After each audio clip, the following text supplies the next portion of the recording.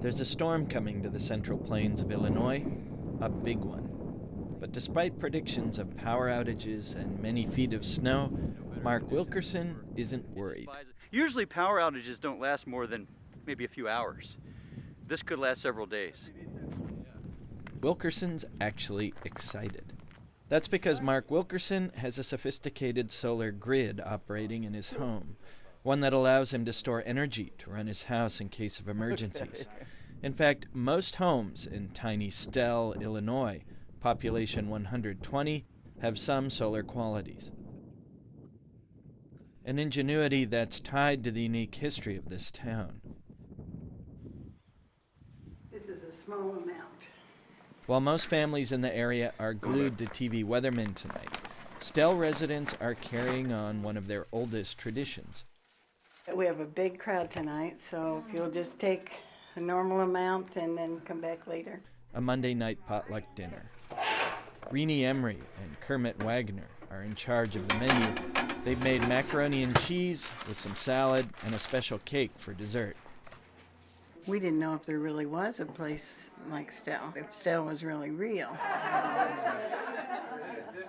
So we drove around and found this place, and we loved it. Stell was founded in 1973 when a group of mostly 20-year-olds, led by a guru named Richard Keininger, purchased a 240-acre farm about 80 miles south of Chicago. We knew we were coming to just raw, open fields, and that what lay ahead, we didn't know, but we were up for it.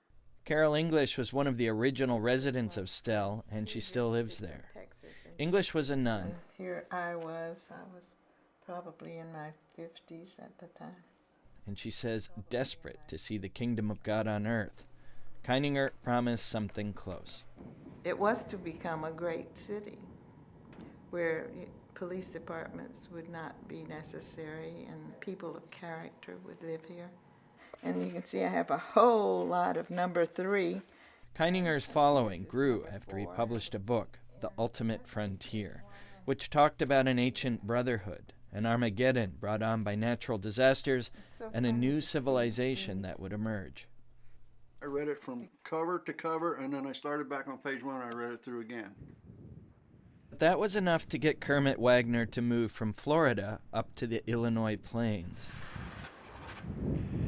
What Wagner liked about his new home, he says, was the emphasis on learning how to be independent in all ways.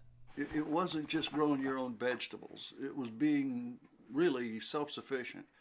And in 2 areas, you were self-sufficient individually, and then you also as a community. Group members built the town from scratch, the houses, the streets, even the sewers. They also became early adopters of sustainable energy, like wind and solar power. But while Stell was a functioning community, it was also a test run for Keininger's big prediction, the end of the world. Yes, it was all supposed to be destroyed, and the primary effort, I understood, of the Stell group was to maintain safely all kinds of plans and blueprints and instructions and an educational base so that people didn't have to start over. But some funny things happened on the way to Armageddon. Keininger got kicked out of the group in the 80s, the Earth survived, and maybe even more surprisingly, so did Stell. Now on our left, the blue house is unique. It's one of the most unique houses in the country. It has 3 kilowatts of solar, 2 kilowatts on the roof, a kilowatt on a tracker in the back, and he also has a 4 kilowatt wind generator. Mark Wilkerson is giving a solar home tour of Stell. Wilkerson leaves out the part about the origin of the town. I did read the book, The Ultimate Frontier, and it really didn't do much for me. He came in the mid-90s because he liked small towns, and he'd heard about Stell's embrace of alternative energy. You asked the question about what got me into solar. Yeah. He's a solar fanatic. What I'm showing you here is light shining on a solar panel causing this fan to work. It does not get any more magical than that. That gets me jazzed. It got me jazzed then, it gets me jazzed today. Stell is now home to Wilkerson's solar panel business, and also the first solar-powered telephone and internet provider in the country. Wilkerson says while the more prophetic aspects of Keininger's dream aren't of interest, the practicalities that came with it continue to make Stell a cutting-edge place.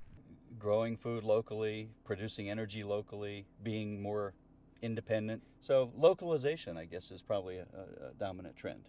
But not everyone is happy with how things have shaken out.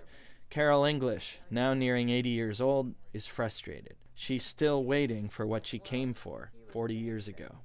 Oh no, it's been total disappointment, but I'm just trusting, and I pray for this and work for this daily, that somewhere the nation of God is still being worked on. Here is a later one that has pictures in it. Stell may have not literally become the singular utopia English craved, but it satisfies in some other ways.